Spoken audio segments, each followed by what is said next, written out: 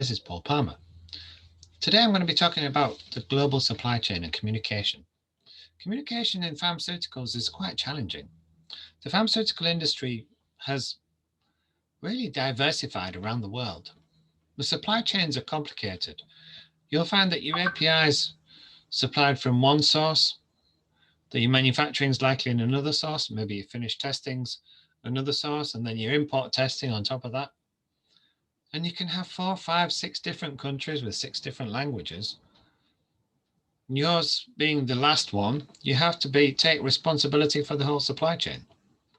You have to understand the source, you have to understand the standards that have been applied, ensure that they've been manufactured in accordance with your current regulations, not necessarily their own, in compliance if you're bringing it into Europe with the EU GMP requirements, transported within the GDP requirements, that they've actually maintained correct temperature, humidity as per your requirements, not necessarily theirs. The correct hygiene standards. They need to understand what your expectations are.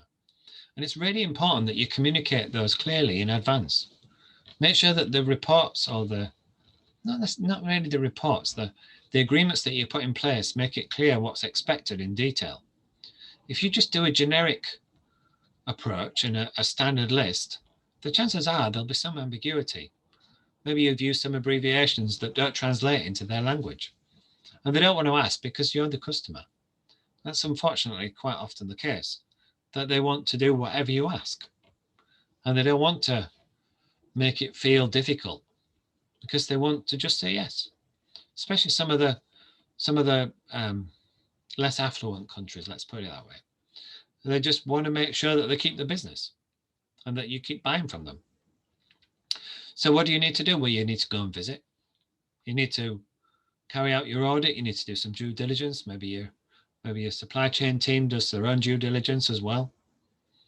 Look at the body language, not just the words that's written down on the paper, but the body language, the intonation, the way that they communicate with you. Make sure that you can feel their openness. Make sure that you can actually go and see what's going on, not just be told about it.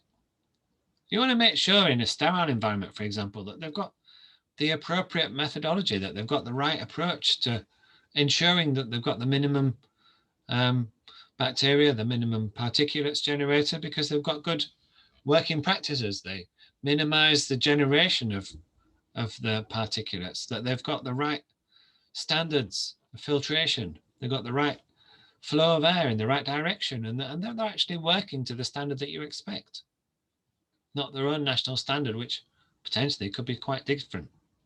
Or maybe they are working to the national standard, it's tighter than yours, but that's something that you need to verify.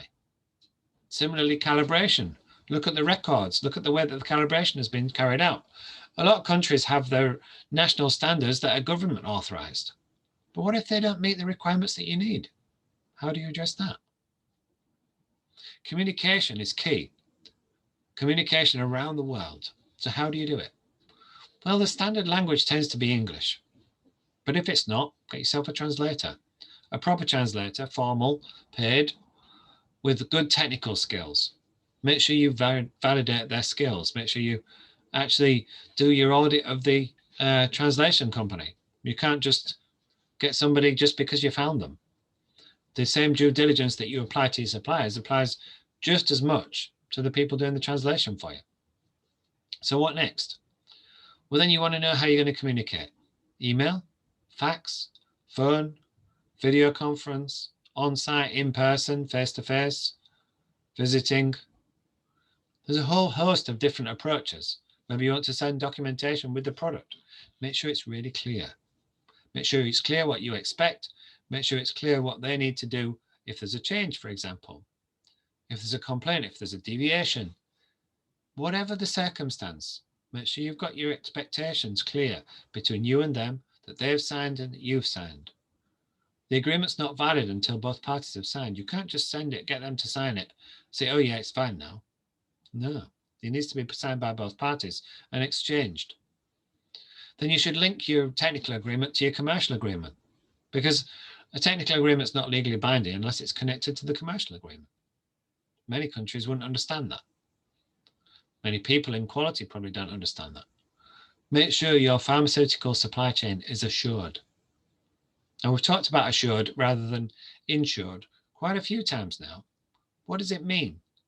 Well, it means you've put the processes and the systems in place to verify, to qualify, to validate, to clearly explain, to clearly communicate and document what the expectations are, what happened, what the outcome was. And that's all it's really about. You're assuring the standards. You're making sure you're doing what's ever needed to put the controls in place, the correct protocols, the correct SOPs, the correct work instructions, whatever document name you give it, the records that you generate, whether they're data, whether they're electronic, whether they're physical, whether they're handwritten, whether they're typed, they actually prove beyond a shadow of a doubt that the product was supplied as intended and that you met your license requirements. That's what we mean when we say assure. Right? It's not insure, because of course we know that's about liability and cost. Insurance pays out when it goes wrong. Assurance, you have to assure that your supply chain has been managed appropriately, that you've got the oversight, that you've done your due diligence, that you've done your regular audits, that you've followed up on corrective actions and CAPAs. Hopefully I've got my point across. Communication is key. Make sure you know what's expected. Make sure they know what you expect. And if something's not clear, don't just assume. Find out. Make sure. If that means you have to go and talk to them, go and talk to them. If you can't get it clear over the phone or in writing or in a video link, best way is face-to-face. You're always going to get the best communication when you can actually see the body language, because 70% of communication is body language. So that means you can actually understand when you don't speak the language. I've done that before. I've spoken to a Spanish person when I was younger, and by copying his words, but understanding what he was meaning by the body language, we communicated. You can do that in the pharmaceutical industry, but it's not really something you should be relying on. Get your translator in place when needed. If you've got good language skills and they've got good language skills, then you're going to be fine. But make sure there's no miscommunication in there. Abbreviations, to me, are the worst ones. Abbreviations, acronyms, that's the biggest chance of miscommunication. Talking, even if it's pidgin language.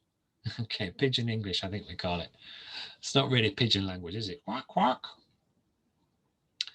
Make sure the communication's clear and you'll be fine. You can assure your supply chain. Okay, that's it for me for today. It's Paul Palmer. Talk to you soon. Bye-bye.